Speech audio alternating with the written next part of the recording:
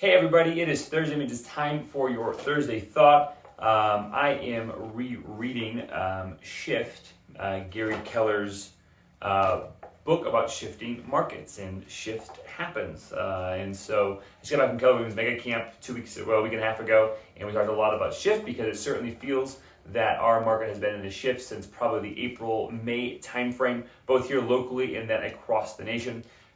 I've mentioned this before in my other videos, but ultimately we're still solidly in a seller's market. Less than 3.5 months of supply nationally, less than 2 months of supply locally. So inventory is still limited, just not nearly what it has been over the past 2 to 3 years. So it feels like there's an abundance of inventory right now, when historically, putting it in context, we're actually still in a seller's market. But on that, I think we need to start preparing ourselves. So maybe this video is for sellers out there, but also for my fellow real estate agents who may be watching this, video. Or really any business, you could probably apply a similar principle, is that when the market changes, your business has to change with it and your models have to change with it. So in this particular instance, we're talking about tactic number 7 from Shift, which is pricing ahead of the market, seller pricing strategies when you are in a buyer's market or you're shifting into a buyer's market. And so a couple of the key takeaways that are in this chapter is the window of opportunity. Your house is the most marketable when it first comes to market. Now, why is this? I think that there is kind of two components. There's the logic of it, and that is to say that we want to list your house in such a way that it is a desirable product and that and that it feels like a deal. We don't want people to miss out on it, right? Look at the things that sell the fastest. I don't care if you're selling something on Facebook Marketplace or if you're selling a house, right? I'll give you the example personally. Is we really wanted this Osprey child carrying backpack to haul around all of our kids, right? And these backpacks are very expensive, like $400 if you buy them new from REI. But on Facebook Marketplace, they go very quickly if they're priced anywhere near, a good price. I mean, they'll come on the market for $200, and it's like we message them minutes after they post them, and it's already sold or it's already gone, right? And so when there is a desirable product that looks like a good deal, people jump on it, kind of regardless of the market. Remember, buyers are always searching for value, regardless whether it's a seller's market or a buyer's market. So it's important that we're able to get the house on the market in really 2 capacities. But before I talk about those 2 capacities, I want to talk about the 3 things that sell homes. The first thing that sells homes is location, right? People want to be by their work. They want to be by a particular park. They want to be in a particular area maybe they want to be central in downtown near the action. Maybe they want to be near kids' school. I mean, there are things about different locations around the city that are going to draw people to a particular area. I've had clients that say, I don't want an old house. I don't want a house with trees in the yard because I've had sewer problems, right? So location, I guess in that aspect, I'm talking about a new build, a new housing community. He wanted to be in a new housing community with no big trees. It was a funny thing, but that's what he wanted, right? So anyway, location is the key. The old verbiage or adage of location is still true today, and will continue to always be true when it comes to real estate. Here's the thing about location is we can't change it. It is what it is. Number 2 is condition. The condition of the house is what's going to sell the house. When people walk into a house, they're expecting a certain sensation, a certain feeling. It has to fit them. The condition of the house is a big thing that's going to determine how quickly a home sells. And then, of course, the third thing is price.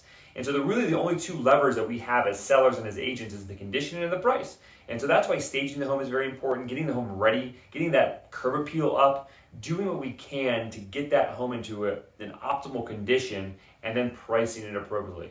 Let me tell you, our days on market as of July, we're still only 14 days on market, which tells me that there are some homes sitting for 30 and 40 days, and there are still homes selling for 2 or 3 days. And the homes that sell in the 2 or 3 day period, they are perfect, right? They are in good shape. They're clean, they're organized, they're staged, the yard, the curb appeal, everything is perfect, and they're priced well. And the only 2 levers we have as sellers and as agents is to adjust the condition or adjust the price. We either have to have the condition match the price, or we have to have the price match the condition. And so ultimately, we're looking for that. If you pictured a Venn diagram of location, condition, and price, we're always shooting to be right in the middle of that Venn diagram. And so it's a good way to think about preparing your house for sale. I think I got off my track of the window of opportunity a little bit, but the window of opportunity really says that that first week, that first 10 days on market is when we're going to get the highest price for your home. So we have to prepare the home well, to price it well, put it on the market, and then when the buyers come, they feel that if they don't buy this house soon, then they are going to miss out, and that's the feeling that we want to invoke in the buyers who are coming through our house. And so ultimately, keep that in mind. So that first window of opportunity is going to be your best. The longer the home sits, the more negotiations the buyer pool feels that they have to negotiate on the house. And then the second thing I want to talk about is pricing ahead of the market. And the principle is to always price ahead of the market.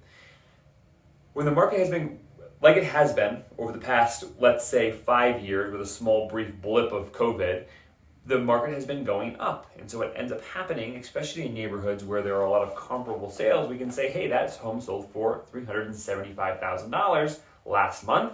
The market's trending upwards. Let's price ahead of it a little bit. Our house is very similar. Maybe our house is even a little better. Let's price it at $385 or $390, and then that sells. And then the next home in the neighborhood sells for $395 or $399, and you start to see this step up in pricing.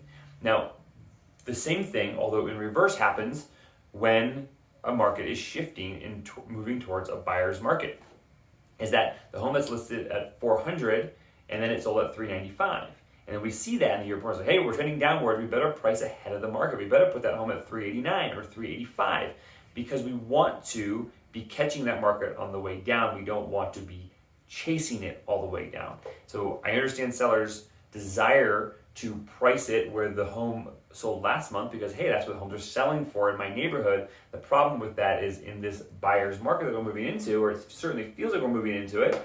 It's still a touch early to tell, but we are seeing more and more inventory. It used to be that there may only be 1 or 2 homes in a neighborhood for sale. Now it's getting to the point where there's 2 or 3 or 4 or 5 homes in the neighborhood to sell, and that gives the buyers more options. So again, pricing ahead of the market creates the urgency in the buyer to say, I don't want to lose this price point, and they're going to submit an offer on that house that is the home that is priced ahead of the market, and that sells that house, right? I've heard it kind of said tongue in cheek that we want to list the home to sell that home, not a neighbor's home.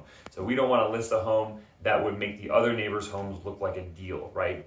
And so that's kind of a good way to think about it as well. So ultimately, selling in a shifting market or selling in a buyer's market looks very different than selling in a seller's market, although the principles are the same. Get the home in tip-top condition, price the home well, you can't change the location, and create an opportunity that buyers don't want to miss, and your home will sell quickly and probably for the most amount of money, because again, the longer we sit, the higher the likelihood that we'll be negotiating on that price.